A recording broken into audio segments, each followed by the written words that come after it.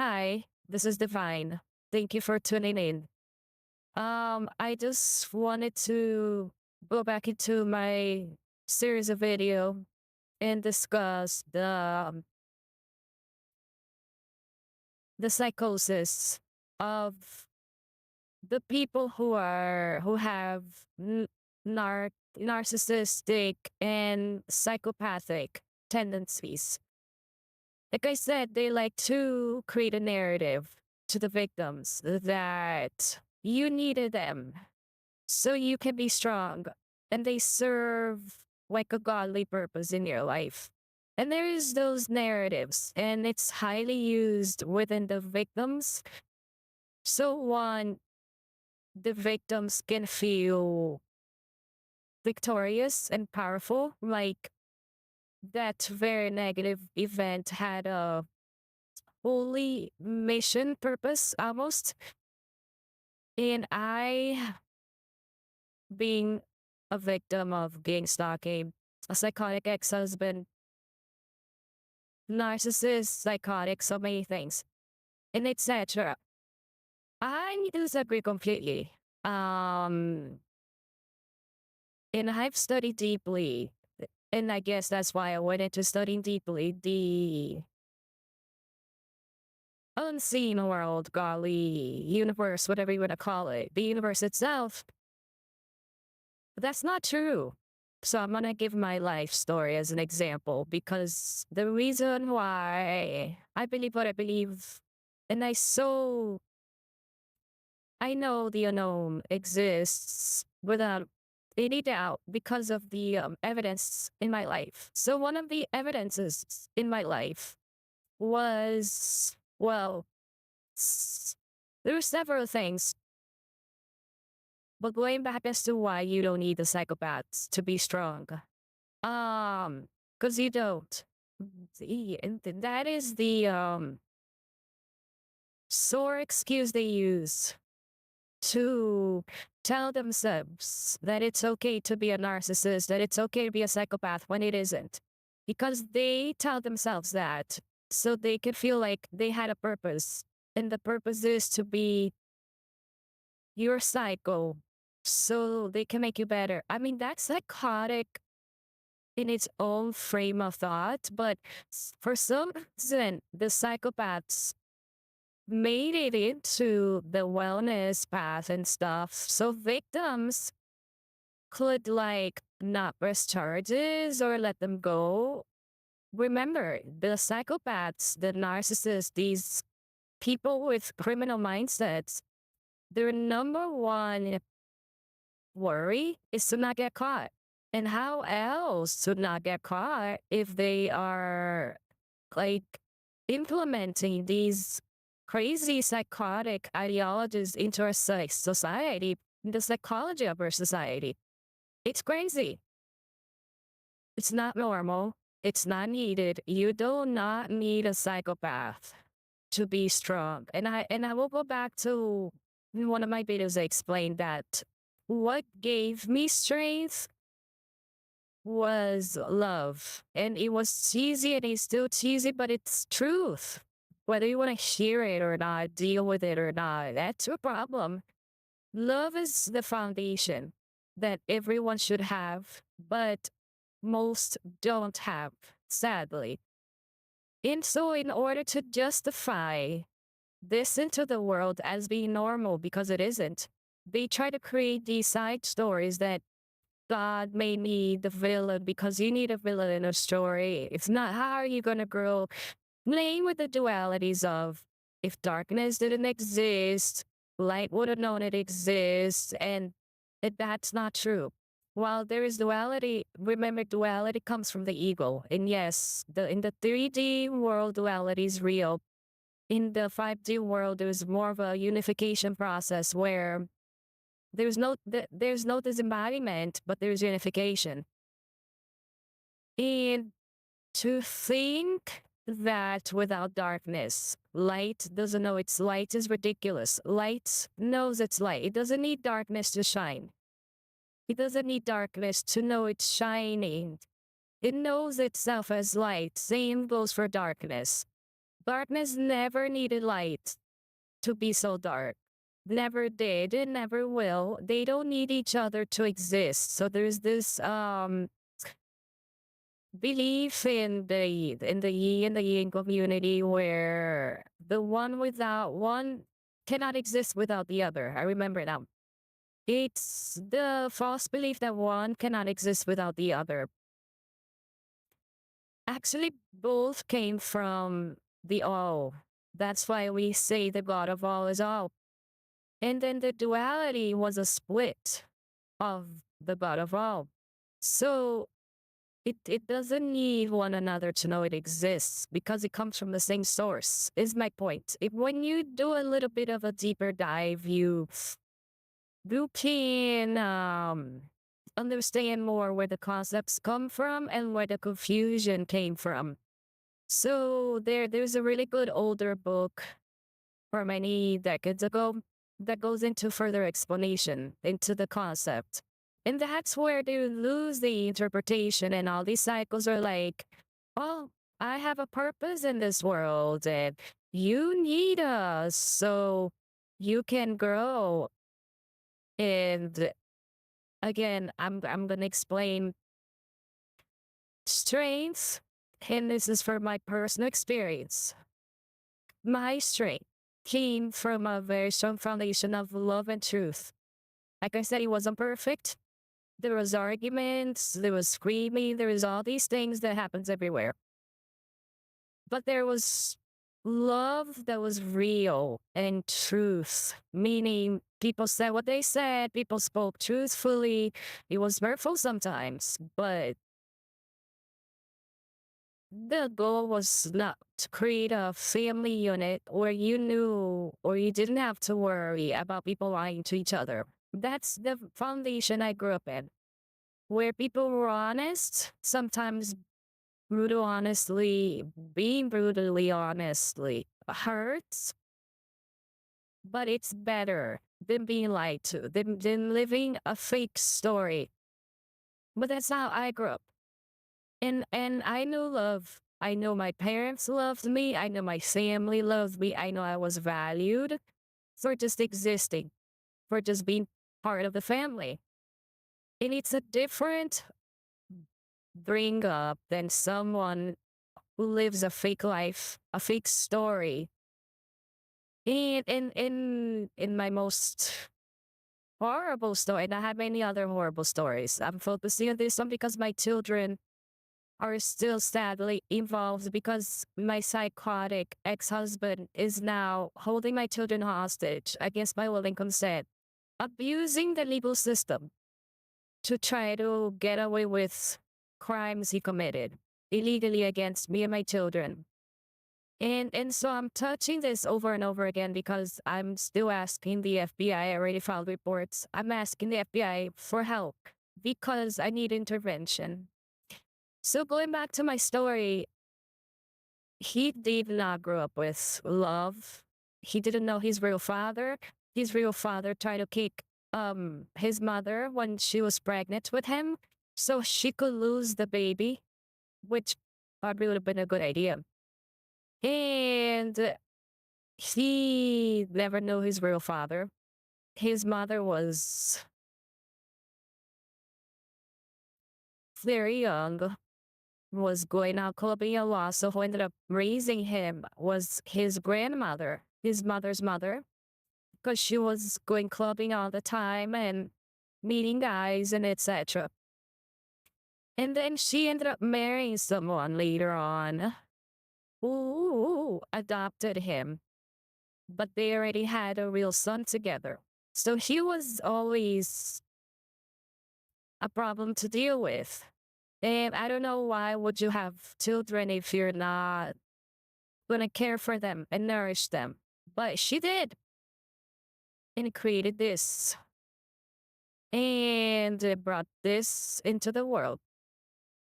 And so, two very different upbringings into very different products. And again, a psychopath would try to convince everyone that a psychopath is needed in the society. So you can grow and become a better person. And I want to break that right now because it's detrimental to our society and to the betterment of for our future that we keep the psychopaths out and away and we close our circles because they are damaging our society. They're damaging our children. They're damaging my children specifically on a personal level. But I'm sure this is happening to other people as I've seen on the internet.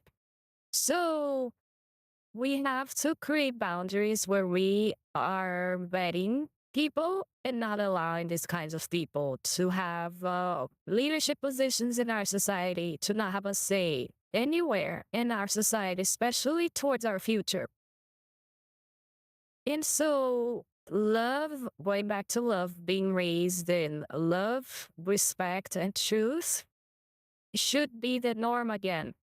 A reminder that that gives the best product. It's not a perfect living, but there's no such thing as perfection in the 3D world because there is duality. But it was made this way, right? This time space reality is the way it is. And it would never be perfect, but it's real.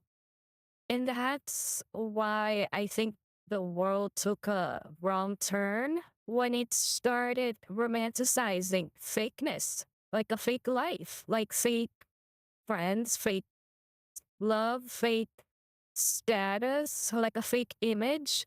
So the world made a bad choice, went the wrong way.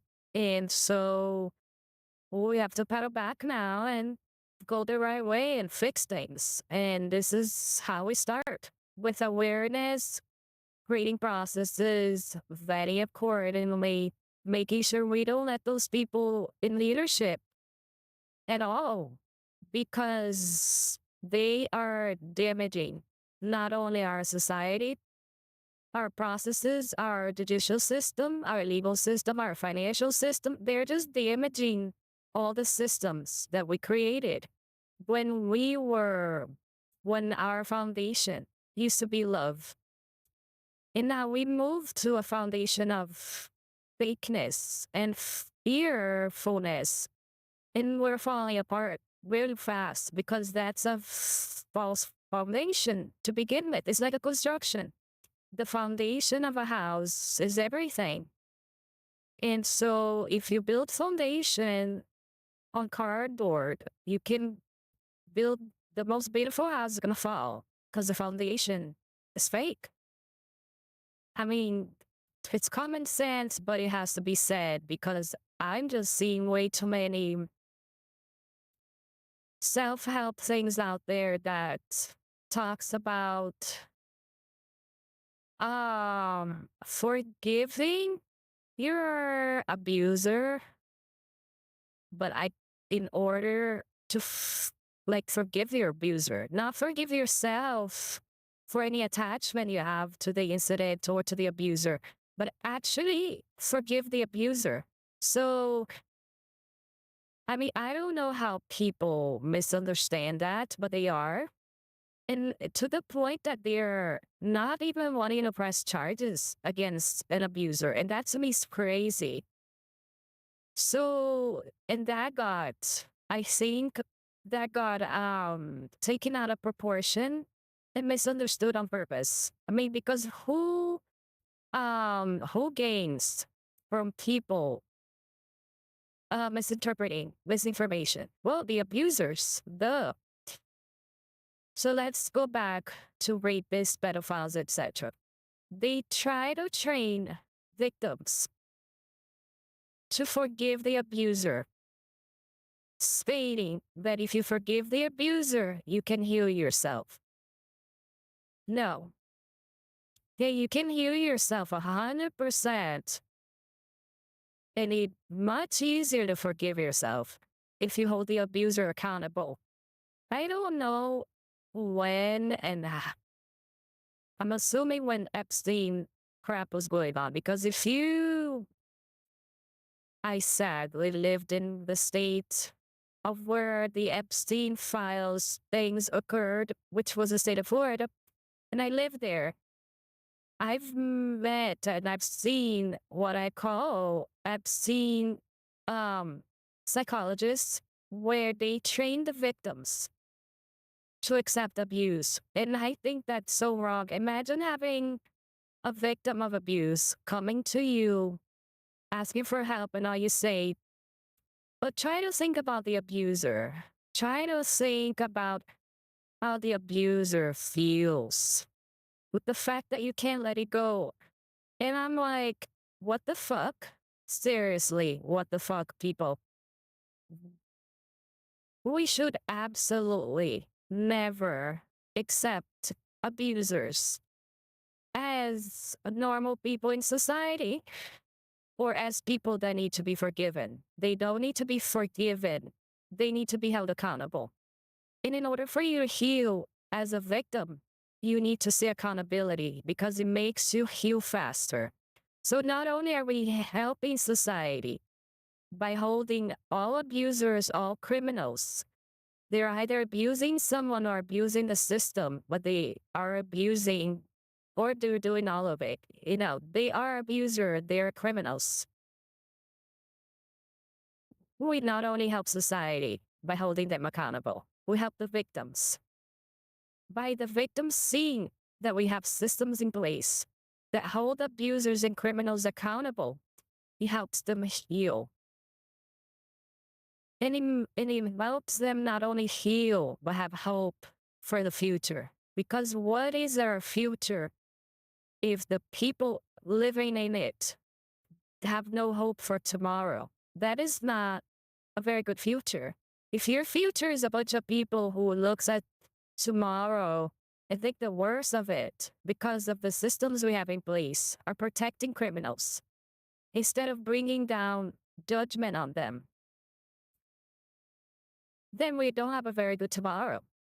If we have people in our society full of hope for tomorrow, our tomorrow looks better.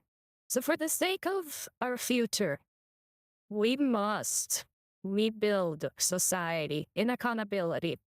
And like I said, gather the evidence. Make sure it's evidence based, not accusatory based. Because what happens is we created a system that was based on accusations, where people were going to jail due to accusations rather than evidence. And like I said, I had the pictures, my daughter arriving bruised up at home. I took the pictures, I called the cops. The cops interviewed my children. So I did what I'm supposed to do when I saw that my children were being abused by my ex-husband. And so there were protection orders for a reason. There were police reports for a reason. Then he found a judge, a stupid motherfucking judge, that was willing to take the heat for him. I think the judge, a stupid, dumb, old fuck, Cuban piece of shit, Islamic, with Islamic mentality. And that's why I am super against Islam in this society, in this country, in any Western country, as a matter of fact, because it's not compatible with our beliefs and our society. Then Florida's legal system is becoming very much like Sharia law, which I need and we need to fight in unity against it if we want our future to be any good. Because Sharia law, Islam, all these weird non Western beliefs are backwards compared to what we have established in Western societies. And like I said, we need to go back to where things are evidence based, not accusatory based, but evidence based. And now, um, bruising up children, especially if it's the little girl,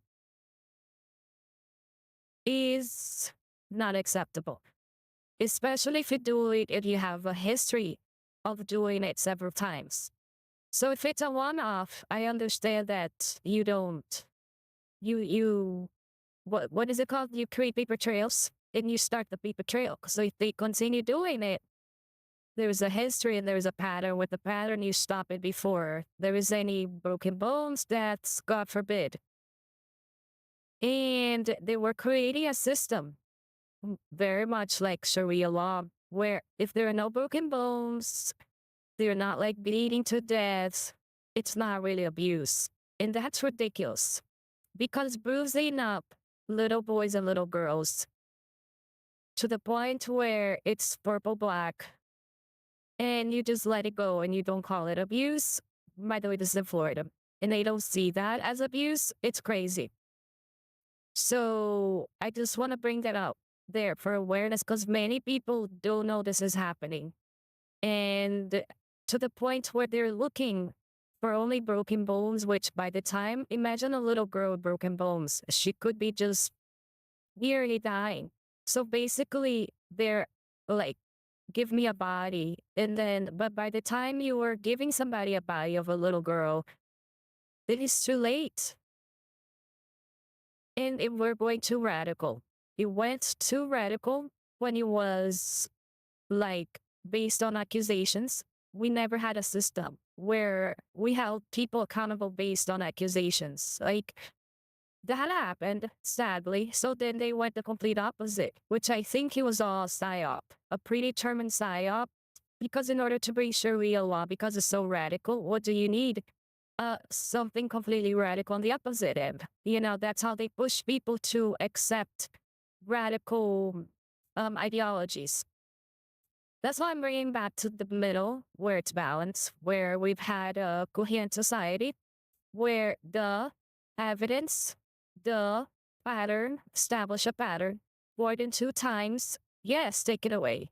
Start doing something if it's been at least two incidents, right? One, I understand. I didn't even call the cops on the first time because I have that mentality. But I had the pictures. I took pictures. My daughter was a toddler. The first time he bruised her, she was 3 years old. We were on vacation on Key West. And I have the pictures. He bruised her in her shoulders.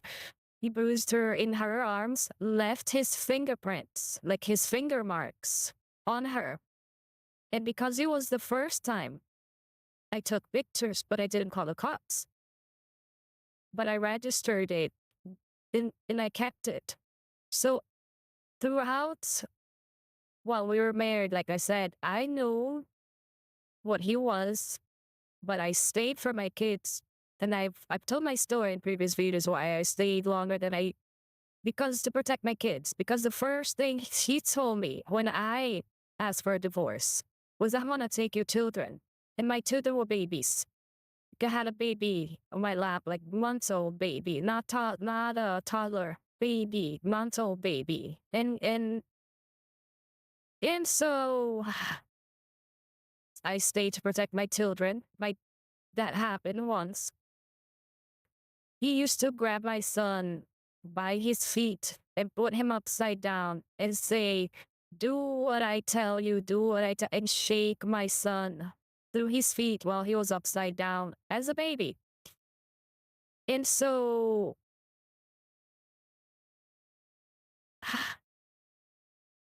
I stayed. Those things never happen again because I made sure he would never touch my children again. And it never happened again. When he divorced me and left at his own terms, when he thought he could easily leave me be, you know, whatever his demented mind thinks, I don't want to know. Um, the occurrences started happening like one after the other. It was one after the other. That's why I got the protection order. That's why there were police reports, etc. But he took it to another state. Because remember, we all lived in the state of Colorado where I live. But he found someone in Florida to one, protect and defend him, and two, lie and say I never moved out of Florida when I did. Crazy how corrupt Florida is. And Florida is the pedophile state where the Epstein bullshit started. And they have psychologists going back to why society is the way it is. They do have psychologists in that fucked up state where they train the victims to feel sorry for the abuser instead of wanting accountability. So, again, this is something we have to erase from society, and we do need to go after these psychologists, these so-called professionals that are grooming victims. Um, it's crazy that we have a society willing to defend criminals, abusers, pedophiles, rapists, instead of holding them accountable like they're supposed to. And so I want to bring back the attention to for people out there. Abusers need to be held accountable. File your damn report. Repair balls. Do what needs to be done. File a report. Take pictures. If there are bruises, you take pictures. If there are no bruises, walk away before there are any. Take action. Put your foot down. Man up, woman up, and do what needs to be done. So we don't live in a society that accept abusers' behaviors. Like being abused is not normal. And we should never allow a society to normalize abuse. And now let's talk about abuse. What is abuse and what isn't abuse? Many people say, oh, verbal abuse, screaming at me too much abuse. It's true. But screaming by itself is not abuse. It has to be followed by physical bruising, where they leave handprints on you or bruises, purple, black, not green, okay? I just wanna, because I don't wanna create something that is so superficial that we go back to the radicalization of he screamed at me, arrest him. That's crazy. Like, let's not go there. Let's have evidence again. Photos, purple, black, bruising, not green. Purple, black, bruising, and a pattern. With children, the pattern alone should be sustained because they're children. Children growing up with abuse, it messes with their foundation. They're not adults yet where they're grown, and they can imagine grown adults today act worse than children. Imagine children in that situation where actually children actually do not have their brains developed yet. So somewhere among those lines, is what I suggest. And remembering, let's go back to center, evidence-based. If this is happening to you, take pictures. I don't want to hear, oh, I was being abused. I was afraid and I didn't want to take pictures or bear balls. Then you have no right to seek accountability or ask for anything. So grow up there, do what needs to be done, report it, call the police, take pictures, gather evidence. So when you say something, you have photos to back it up. You have things to back it up, and you don't sound like a crazy lady just accusing random people. Okay? And let's create a society where we're doing what we're supposed to do on our end, so law enforcement can do what they're supposed to do on their end. And let's not go back to crazy. Not the radical left crazy stuff and not the radical Islamic crazy stuff. It's not about gender. It's about collecting evidence. I have evidence. Do your job and hold them accountable or start creating paper trail, etc. But now we have these judges, for example, in my case, it's a judge. It's a Cuban Islamic judge that is being biased towards me. And even said he's a great father. I'm like, do you know him personally? You must know him personally if you're saying something like that. And so obviously they must know each other. It must be a favor or something. But that's not a reliable system. We have to have a system, and we used to have the system where the laws apply to everybody. Doesn't matter if you know the person or not.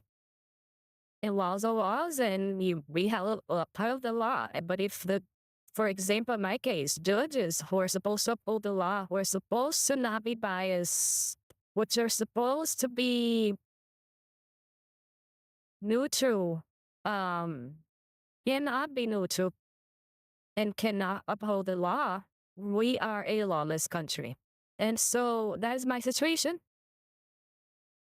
Um, I'm putting it out there again because, for example, the psychologist assigned to my children, she's like an Epstein psychologist. My children spoke about the abuse of my ex-husband to the psychologist as a means to ask for help. And she told my children to think about the abuser, which is the father.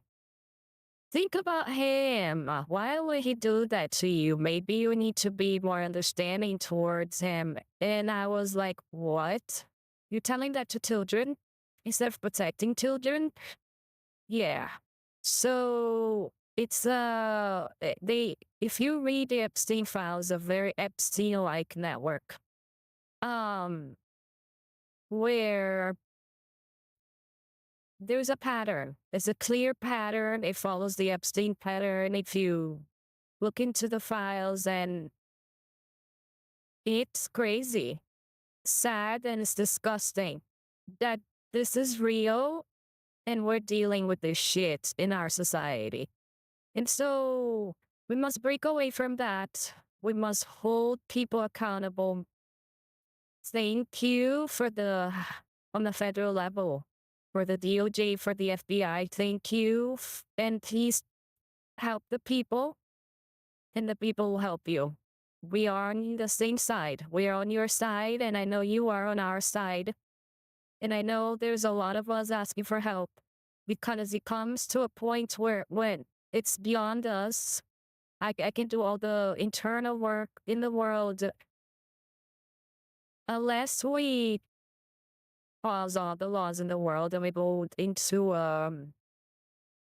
anarchy society, then we can create our own militias and create our own coalition and go after these people. I'll do it. But it's one or the other. So if there is law enforcement, please do your job and help us. If not, collapse our society, all the legal system, and let us do what needs to be done because we are willing to do it. There are some of us who are willing to do it. You either let us do it or do your job, because our founding fathers, the foundation of this nation, is as such. Our Second Amendment exists for a reason, and we either are gonna have your help or we will collapse it. And we create it again based on our Constitution, because our constitutional rights are being violated right now by judges, by these low-level officials who are supposed to be upholding the law in our end. And not only our constitutional rights are being violated, our civil rights are being violated at this moment. And we demand accountability. And no, we do not need cycles in our society so we can become better.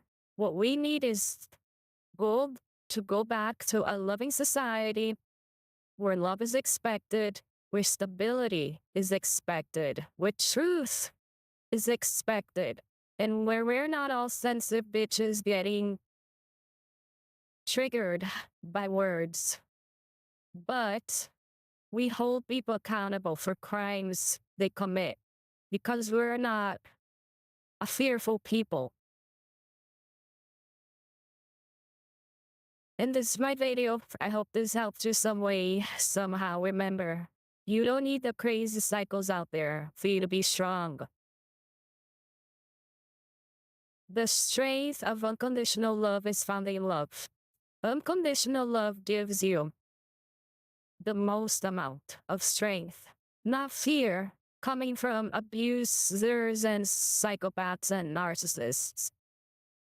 So remember to try to find a foundation of love. If you cannot get it from people around you, because people around you don't know what love is, try to go into deep meditation and touch the unconditional love of the divine, of God itself, universe itself, whatever you want to call it. And try to open the doors within yourself for that. But at the end of the day, if we are to save the systems we have, they need to work and function. And accountability needs to exist. And we need to see it in our own lives. Thank you very much. Thank you for stopping by. Please do your YouTube thing, like subscribe. This is a new channel. And if you want to support my work, I have my Venmo Cash App on the description at Divine123. Thank you so much. I'll see you on the next one.